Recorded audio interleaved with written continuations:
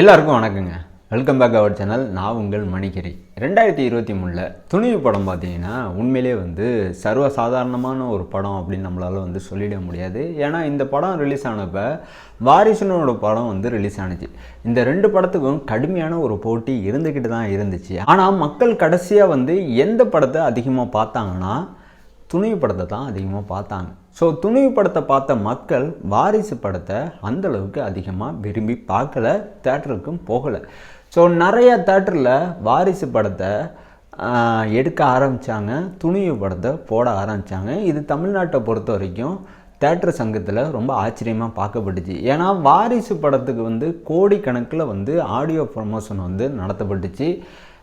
அதுக்கப்புறம் தனியாக டைரக்டர் பேட்டி கொடுத்தாரு, அப்புறம் ப்ரொடியூசர் தனியாக பேட்டி கொடுத்தாரு. ஸோ எல்லா இடத்துலையுமே எல்லா பேட்டிலையுமே அஜித்குமார் சார் டேமேஜ் பண்ணுற அளவுக்கு பேசிக்கிட்டே இருந்தாங்க. ஸோ அப்படி இருக்கிறப்போ பெரிய லெவலில் இந்த படத்துக்கு ப்ரொமோஷனே இல்லையே, இந்த படத்தை எப்படி மக்கள் பார்க்க போகிறாங்க அப்படின்னு நினச்சிட்டு இருந்தப்ப இந்த படத்தோட கதை பார்த்திங்கன்னா மக்களோட பிரச்சனையை பேசுகிற ஒரு விஷயமா இருந்ததுனால, மக்களுக்கு இந்த விஷயம் பிடிச்சதுனால இந்த படத்தோட வெற்றியை நாங்கள் பார்த்துக்குறோம் அப்படிங்கிற அவங்க கையில் எடுத்துக்கிட்டு இந்த படத்துக்கு 2023 அதிகமாக வசூல் பண்ண முதல் படம் 2023 பொங்கல் ரேஸில் ஜெயிச்ச முதல் படம் அப்படிங்கிற விஷயத்த மக்கள் பரிசாக கொடுத்தாங்க. ஸோ இந்த விஷயத்தை அலசி ஆராய்ஞ்ச இந்த ப்ரொடக்ஷன் கம்பெனி, எந்த ப்ரொடக்ஷன் கம்பெனி, துணிவு படத்தோட தயாரிப்பாளர் இந்த விஷயத்தை மக்கள் சொன்ன மாதிரியே அனௌன்ஸ்மெண்ட் பண்ணார். ஸோ பொங்கல் ரேஸில் இந்த படம் தான் ஜெயிச்சிச்சுன்னு எல்லா தரப்பு மக்களுக்கும் தெரியும், எல்லா தரப்பு மீடியாவுக்கும் தெரியும், எல்லா தரப்பு ஆன்லைன் மாஃபியாவுக்கும் தெரியும். அப்படி இருக்கிறப்ப இப்போ வரைக்கும் இந்த படத்தோட வெற்றியை ஒரு சில குரூப்பால் ஏற்றுக்கவே முடியல. அந்த குரூப்பெல்லாம் என்ன பண்ணுதுங்க தெரியுமா? ஆன்லைனில் போய் பாருங்கள், குறிப்பாக ட்விட்டரில் போய் பாருங்கள், கதறிட்டு இருக்காங்க. வாரிசு படம் தான் நம்பர் 1, வாரிசு படம் தான் நம்பர் 1 அப்படின்னு கதறிட்டு இருக்கானுங்க. ஸோ உங்களுக்கு ஒரு ஆச்சரியமான ஒரு விஷயத்த சொல்லவா? இந்த 2023 ரிலீஸ் ஆன எல்லா தரப்பு படங்களோட லிஸ்ட்டையும் டாப் 10 ஒவ்வொரு ஏரியாவில் இருக்கிற தேட்டருக்காரனும் ரிலீஸ் பண்ணிகிட்டே இருக்காங்க. ஸோ அப்படி எல்லா தேட்டர்லேயுமே லிஸ்ட்டு இந்நேரம் சார்ட் அவுட் ஆகிடுச்சு. ஸோ இது ரொம்ப முக்கியமான ஒரு விஷயமா பார்க்கப்படுது. ஏன்னா தேட்டருக்காரனே ஓப்பனாக எங்கள் தேட்டரில் அதிகமாக ஓடின படம் துணிவு படம் தான் அப்படின்னு சொல்கிறப்ப மக்களை நாம் நம்பி தான் ஆகணும். ஏன்னா தேட்டருக்காரனே சொல்கிறான்ல. அப்படி பார்க்குறப்ப தேட்டருக்காரனுக்கு லாபம் கொடுத்த படமும் துணிவு படமாக தான் இருக்கும். ஏன்னா லாபம் கொடுத்ததுனால தான் இந்த படத்தை நம்பர் 1 இடத்துல வச்சுருக்கான். அதனால் ஜெயிலர் படம் லாபம் கொடுக்கலன்னு அர்த்தம் கிடையாது. இந்த வருஷத்தில் ஸ்டார்டிங்கில் வந்த படங்கள் ஆரம்பித்து இந்த வருஷத்தில் கடைசியாக வந்த படங்கள் லிஸ்ட்டை தான் இவங்க ஷேர் பண்ணியிருக்காங்க. ஸோ முன்ன பின்ன இருக்கலாம் தவிர்த்து, பட் ஆனால் லாபங்கள் கொஞ்சம் அதிகமாகவும் கொஞ்சம் குறைவாகவும் தான் இருக்கும். ஆனால் வாரிசும் லியோ படம் தேட்டருக்காரனுக்கு இந்த வருஷம் லாபத்தை கொடுக்கல. இதை நல்லா புரிஞ்சுக்கிங்க. துணி படம் தேட்டருக்காரனுக்கு மட்டும்தான் லாபம் கொடுத்துச்சுன்னு நினச்சிட்ருக்கீங்களா? இல்லை நண்பா, டிஸ்ட்ரிபியூட்டருக்கும் லாபம் கொடுத்துருக்கு, ப்ரொடியூசருக்கு டபுள் லாபமாக கொடுத்துருக்கு. ஸோ இந்த படத்தோட பட்ஜெட்டை விட அதிகமாகவே ப்ரொடியூசருக்கு கிடைச்சிருக்கு. ஸோ ரொம்ப முக்கியமான ஒரு விஷயம் என்னென்னா, இந்த படத்துக்கு வாரிசு படம் மாதிரி ஆடியோ லான்ச் இல்லை. ஸோ இந்த படத்துக்கு வாரிசு படம் டைரக்டர் ஒவ்வொரு சேனலுக்கு, ஒவ்வொரு யூடியூப் சேனலுக்கும் இன்டர்வியூ கொடுத்துக்கிட்டே இருந்தார்ல. அது தெலுங்காக இருக்கட்டும், ஹிந்தியாக இருக்கட்டும், தமிழாக இருக்கட்டும், மாற்றி மாற்றி கொடுத்துக்கிட்டே இருந்தார்ல. ஆனால் இந்த விஷயத்தை ஹெச் வினோத் அவர்கள் துணிவு படத்துக்காண்டி செய்யவே இல்லை. இவர் கொடுத்த ஒரே ஒரு இன்டர்வியூ மேக்சிமம் ஒரே ஒரு டிவி சேனலுக்கு மட்டும், அப்புறம் ஒரு சில யூடியூப் சேனலுக்கு மட்டும்தான். அப்போ கூட இந்த துணிவு படத்தை பற்றி ரொம்ப கம்மியாக தான் பேசினாப்புல. ரொம்ப உயர்வாக என் படம் இப்படிப்பா, என் படம் அப்படிப்பா, என் படம்லாம் தாறுமாறாக இருக்கும், என் படத்தை மக்கள் தலையில் தூக்கி வச்சு கொண்டாடலாம், அந்தளவுக்கு இருக்கும் அப்படின்னு புகழ்ந்தெல்லாம் பேசவே இல்லை. ஆனால் வாரிசு படத்தோட டைரக்டர் வாரிசு படத்தை அப்படி பேசினார். இன்னும் சொல்லப்போனால் இந்த ஆடியோ லான்ச்சில் தில்ராஜ் அவர்கள் இவர் தான் வாரிசு படத்தோட ப்ரொடியூசரு. இவர் இந்த படத்தில் ஆக்ஷன் இருக்கும், இந்த படத்தில் ஸ்டண்ட் இருக்கும், இந்த படத்தில் என்ன சொல்கிறது, விஜயோட பர்ஃபார்மன்ஸ் இருக்கும், அப்படி இப்படி ஏகப்பட்ட பில்டப்பு. ஸோ படம் பார்த்ததுக்கப்புறம் தான் நமக்கு தெரிஞ்சு இந்த படத்தில் எதுவுமே இல்லை. ஸோ அப்படி இருக்கிறப்ப இந்த துணிவு படத்தில் எல்லா விஷயமும் இருந்ததுனால தான் மக்கள் இந்த படத்தை கொண்டாடினாங்க.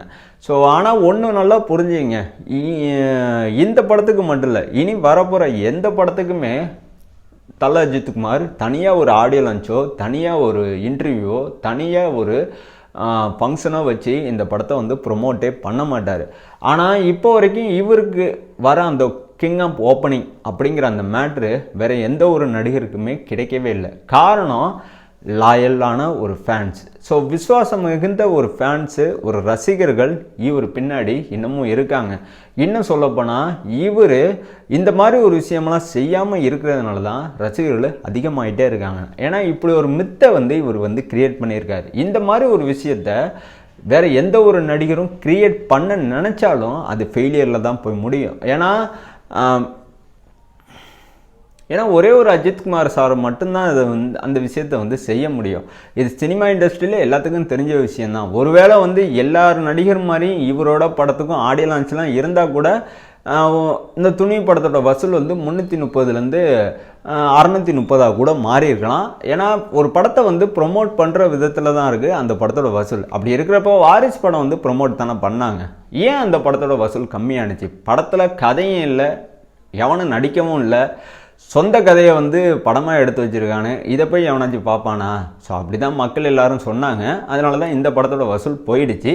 ஸோ இந்த படத்தோட வசூல் போனதுனால இந்த லியோ படத்தோட வசூலும் வந்து இந்த வருஷம் வந்து அடி வாங்கியிருக்கு. ஸோ 2023 பொறுத்த வரைக்கும் விஜய் அவர்கள் கெரியரில் 2 படம், இந்த 2 படமும் டேமேஜ் ஆன படங்கள் தான். இந்த 2 படமும் விநியோகஸ்தருக்கும் லாபம் கொடுக்கல, டிஸ்ட்ரிபியூட்டருக்கும் லாபம் கொடுக்கல, விநியோகஸ்தருக்கும் லாபம் கொடுக்கல, தேட்டருக்காரனுக்கும் லாபம் கொடுக்கல, அப்புறம் வந்து தயாரிப்பாளருக்கும் லாபம் கொடுக்கல. ஸோ விஜய் அவர்கள் கெரியரில் ரொம்ப மோசமான படங்கள் சமீபத்தில் வந்ததில் இந்த 2 படம் தான் நம்ம சொல்லலாம்.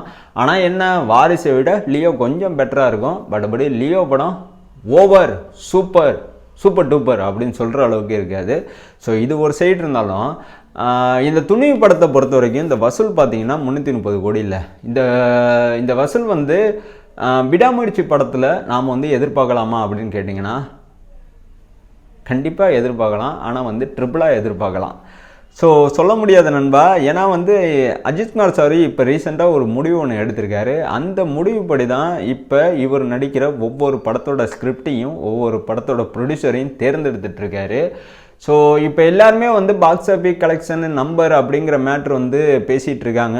அதுபடி தான் வந்து படங்களும் வந்து தயாரிச்சிட்ருக்காங்க, நடிச்சிட்ருக்காங்கல்ல. ஸோ இதே பாணியை தான் இவரும் இப்போ கையில் எடுத்திருக்காரு. ரொம்ப நாளாக வந்து இவர் இந்த விஷயத்தை வந்து செய்ய வேணாம் அப்படின்னு நினச்சிக்கிட்டே இருந்தார். ஆனால் இந்த விஷயத்தை இப்போ இவர் கையில் எடுக்க ஆரம்பிச்சிட்டாரு. ஏன்னா போட்டிகள் ரொம்ப கடுமையாக இருக்குது தமிழ் சினிமா இண்டஸ்ட்ரியில். இந்திய சினிமா இண்டஸ்ட்ரியில் போட்டிகள் செம்ம கடுமையாக இருக்குது. போட்டினா அஜித்குமார் சாருக்கு அவ்வளோ பிடிக்கும். அதை விட போட்டியில் கடுமையாக போராடி ஜெயிச்சா அந்த வெற்றி வேறு யாருமே கொடுக்க முடியாது. அப்படி ஒரு சந்தோஷத்தை கொடுக்கும். ஸோ அப்படியேப்பட்ட ஒரு போட்டியில் இவர் கலந்துக்கணும் முடிவு பண்ணிட்டாரு. ஸோ அதனால தான் சொல்கிறேன், இந்த விடாமுயற்சி படத்தோட கலெக்ஷன் 500 கோடிக்கு மேலே கண்டிப்பாக வரும். 2023 இவர் ஆடின சின்ன ஆட்டத்துக்கே ஒரு குரூப் வந்து கதறி வருஷம் கடைசி வரைக்கும் அழுதுட்டுருக்கானுங்க.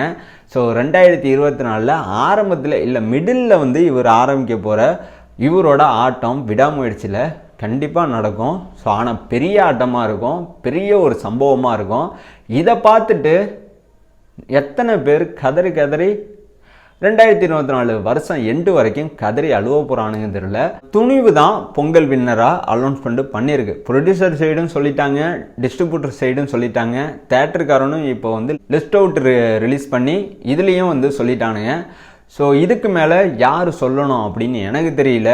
ஸோ துணிவு பொங்கல் வின்னர் டிக்ளேர் பண்ணியாச்சு. 2024 யார் ஜெயிக்க போகிறா?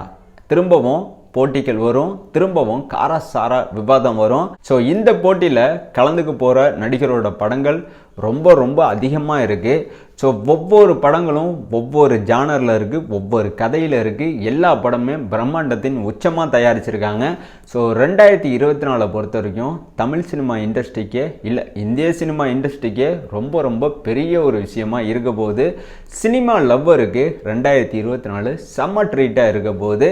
ஸோ கண்டிப்பாக 2024 பெரிய லெவலில் மாற்றத்தை இந்திய சினிமா இண்டஸ்ட்ரியில் ஏற்படுத்தணும் நிறையா பேர் வெயிட் பண்ணிகிட்ருக்காங்க, இன்க்ளூடிங் நான் உள்பட. ஸோ இந்த வீடியோ இதோட முடிஞ்சிங்க. இந்த வீடியோ உங்களுக்கு பிடிச்சிருந்துச்சுன்னா லைக் பண்ணுங்கள், இந்த வீடியோ உங்களுக்கு பிடிச்சிருந்துச்சின்னா நம்மளோட சேனலை சப்ஸ்கிரைப் பண்ணுங்கள். இந்த வீடியோ உங்களுக்கு பிடிச்சிருந்துச்சின்னா மறக்காமல் இந்த வீடியோ உங்கள் ஃப்ரெண்டு சர்க்கிளுக்கு ஷேர் பண்ணுங்கள். எதுவாக இருந்தாலும் கமெண்ட் பண்ணுங்கள். நான் உங்கள் மணிஹரி. நான் உங்களை கண்டிப்பாக நெக்ஸ்ட் வீடியோவில் சந்திக்கிறேன். தேங்க்யூ.